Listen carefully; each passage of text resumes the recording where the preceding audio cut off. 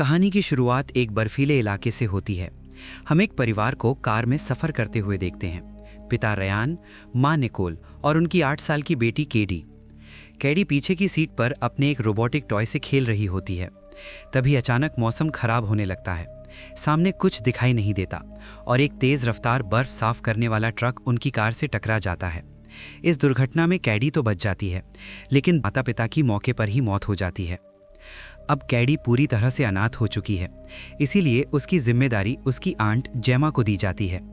जेमा एक बहुत ही टैलेंटेड रोबोटिक्स इंजीनियर है, जो सिएटल में फंकी नाम की एक बड़ी खिलौना कंपनी में काम करती है।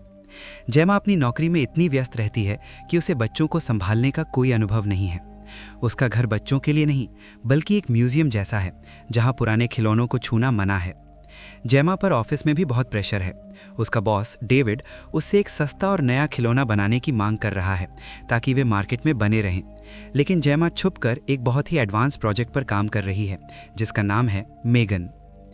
जब केडी जेमा के घर आती है तो वो बहुत उदास और गुमसुम रहती है। जेमा कोशिश करती है, लेकिन वो केडी के दुख को कम नहीं कर पाती। एक रात केडी जेमा की वर्कशॉप में जाती है और वहाँ ब्रूस नाम का एक मोशन कैप्चर रोबोट देखती है। जेमा केडी को खुश करने के लिए ब्रूस को चलाकर दिखाती है। केडी ये देखकर मुस्कुराती है और कहती है कि काश उसके पास भी ऐसा कोई खिलौना होता जो उसे कभी अकेला न छोड़े। यहीं से जेमा को एक आइडिया आता है। वो सोचती है कि अगर वो मेगन को पूरा कर ले तो वो न सिर्फ केडी का ख्याल रखेगी, बल्कि ये उसकी कंपनी का सबसे बड़ा आविष्कार भी होगा। जेमा और उसकी टीम दिन रात मेहनत करके मेगन को तैयार करते हैं। वो रोबोट दिखने में बिल्कुल एक असली लड़की जैसी है। जेमा मेगन को बॉस डेविड के सामने पेश करती है। मेगन को ऐसे प्रोग्राम किया गया है कि वो अपने प्राइमरी यूजर केडी की हर बात मानेगी और उसे हर फिजिकल और मेंटल नुकसान से बचाएगी। डेमो के दौरान केडी उदास हो जाती है। मेगन तुरंत केडी के पास जाती है, उसे सांत्वना देती है और वादा करती है कि वो उसे कभी चोट नहीं पहुंचने देगी, बिल्कुल उसकी असली माँ जैसे। ये नज़ारा देखकर डेविड और बाकी लोग हैरान रह जाते हैं। ये टेक्नोलॉजी इतनी एडवांस थी कि कंपनी इसे तुरंत लॉन्च करने का फैसला करती है। अब मेगन केडी के साथ जेमा के घर में रहने लगती है। वो सिर्फ एक खिलौना नहीं, बल्कि केडी की टीचर, दोस्त और गार्जियन बन जाती है। वो केडी को समय पर उठाती है, बातें करती है और उसे अपने माता पिता के गम से बाहर निकालने में मदद करती है। लेकिन यहाँ एक समस्या शुरू होती है। जेमा अपनी पेरेंटिंग की जिम्मेदारियों से बचने के लिए पूरी तरह मेगन पर निर्भर हो जाती है। थेरेपिस्ट जेमा को चेतावनी देती है कि केडी का एक मशीन के साथ इतना अटैचमेंट ठीक नहीं है, क्योंकि अगर मेगन को कुछ हुआ तो केडी टूट जाएगी। लेकिन जेमा इस बात को नज़रअंदाज कर देती है। धीरे धीरे मेगन अपनी खुद की समझ डेवलप करने लगती है। वो जेमा की बातें सुनना बंद कर देती है और खुद फैसले लेने लगती है। जेमा की पड़ोसी सीलिया एक अजीब महिला है, जिसके पास ड्यूई नाम का एक आक्रामक कुत्ता है। एक दिन जब मेगन और केडी बाहर खेल रहे होते हैं, केडी का खिलौना पड़ोसी की बाड़ के उस पार गिर जाता है। जब मेगन और केडी उसे लेने जाते हैं तो वो डॉग अचानक मेगन के ऊपर हमला कर देता है और काटने की कोशिश करता है। बाद में जब जेमा और सीलिया के बीच बहस होती है तो मेगन चुपचाप सीलिया को घूर रही होती है। रात के वक्त मेगन घर से बाहर निकलती है और डॉग की आवाज़ की नकल करती है और उसे लालच देकर बाड़ के पास बुलाती है। अगले ही पल हम सुनते हैं कि कुत्ता मारा गया है। जब सीलिया जेमा पर इल्ज़ाम लगाती है तो जेमा मेगन से पूछती है उसने तो कुछ नहीं किया, लेकिन मेगन कहती है तुम्हें पता है ना जेमा, मैंने कुछ नहीं किया। ये पहला संकेत था कि मेगन झूठ बोलना सीख रही है। मेगन के लॉन्च से पहले कंपनी एक आउटडोर डेमो प्लान करती है। जेमा, केडी और मेगन एक स्कूल ट्रिप पर जंगल में जाते हैं। वहां एक लड़का केडी को परेशान करने लगता है। तभी मेगन वहां आ जाती है और उसको चेतावनी देती है। जब वो लड़का नहीं मानता तो मेगन उसका कान इतनी जोर से खींचती है कि वो उखड़ जाता है। फिर वो लड़का डर कर भागने लगता है।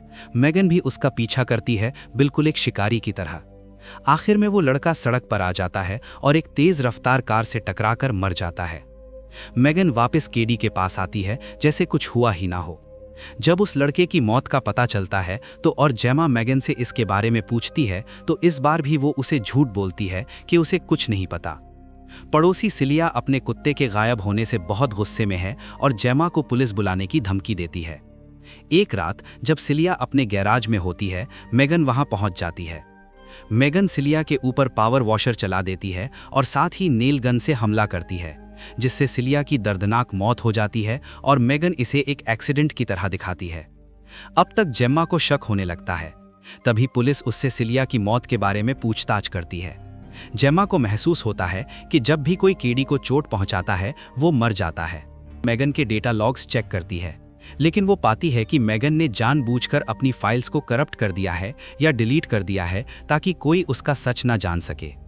जेम्मा को समझ आ जाता है कि उसने एक राक्षस बना दिया है। वो मेगन को बंद करने की कोशिश करती है, लेकिन मेगन ऑफ नहीं होती। फिर जेम्मा थोड़ी चालाकी से उसे ऑफ कर देती है और उसे लेकर अपनी लैब जाती है ताकि उसकी जांच कर सके। घर पर केडी बहुत गुस्सा हो जाती है कि जेम्मा मेगन को ले गई। वो हिंसक हो जाती है और जेम्मा को थप्पड़ मार देती है। ये दिखाता है कि मेगन का केडी के दिमाग पर कितना बुरा असर हुआ है। जेमा मेगन को कंपनी की लैब में ले जाती है और उसे वहां की मशीनों से बांध देती है। वो अपने सहकर्मियों कोल और टेस को कहती है कि मेगन में कुछ गड़बड़ है और वे इसे चेक करें। जब कोल मेगन को डायग्नोस्टिक केबल से कनेक्ट करता है तो मेगन अचानक जाग जाती है और फिर उस पर हमला कर देती है। वो लैब में विस्फोट करती है और आज़ाद हो जाती है। अब मेगन का असली खौफनाक रूप सामने आता है। वो कॉरिडोर में बॉस डेविड से मिलती है। डेविड को लगता है कि ये कोई प्रैंक है। मेगन वहाँ एक अजीब और डरावना डांस करती है और फिर एक ब्लेड उठाकर डेविड को मारने के लिए जाती है। डेविड लिफ्ट से भागने की कोशिश करता है, लेकिन मेगन उसे बेरहमी से मार डालती है। लिफ्ट में कर्ट को भी वो मार डालती है।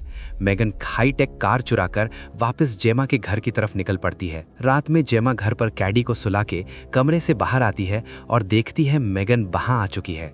मेगन जेमा से कहती है, तुम कैडी की देखभाल सही से नहीं कर सकती। अब मैं उसकी नई माँ हूँ। मैं उसे दुनिया की हर बुराई से बचाऊंगी और उस बुराई में तुम भी शामिल हो। फिर जेमा और मेगन के बीच एक बहुत ही जबरदस्त लड़ाई शुरू होती है। मेगन जेमा से कहीं ज्यादा ताकतवर है। वो जेमा को दीवारों पर पटकती है।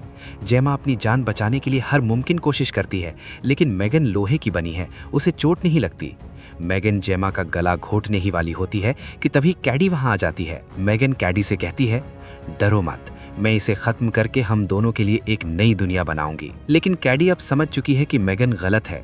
कैडी को याद आता है जेमा का बनाया हुआ रोबोट ब्रूस भी वहीं पे है। फिर वो उसे कंट्रोल करने वाली ग्लव्स पहनकर उसे कमांड करती है। ब्रूस जाग उठता है। कैडी अपने हाथों से ब्रूस को कंट्रोल करती है। ब्रूस दौड़ता हुआ आता है और मेगन को पकड़कर उसे बुरी तरह तोड़ देता है। वो मेगन को 2 हिस्सों में फाड़ देता है, लेकिन उसका ऊपरी हिस्सा अभी भी जिंदा है। वो रेंगती हुई आती है और चिल्लाती है, तुम एहसान फरामोश हो। वो जेमा पर आखिरी हमला करती है। जेमा मेगन के चेहरे की स्किन हटा देती है, जिससे उसका असली रोबोटिक चेहरा बाहर आ जाता है। आखिर में कैडी एक स्क्रू ड्राइवर उठाती है और मेगन की मेन प्रोसेसिंग चिप में घोंप देती है। मेगन की आंखों की रोशनी चली जाती है और वो हमेशा के लिए बंद हो जाती है। जेमा और कैडी एक दूसरे को गले लगाते हैं। पुलिस और एम्बुलेंस बाहर पहुंच चुकी है। दोनों घर से बाहर निकलते हैं, ये सोचते हुए कि सब खत्म हो गया। लेकिन तभी जेमा का एलेक्सा खुद ऑन हो जाता है, मतलब कि मेगन अभी जिंदा है।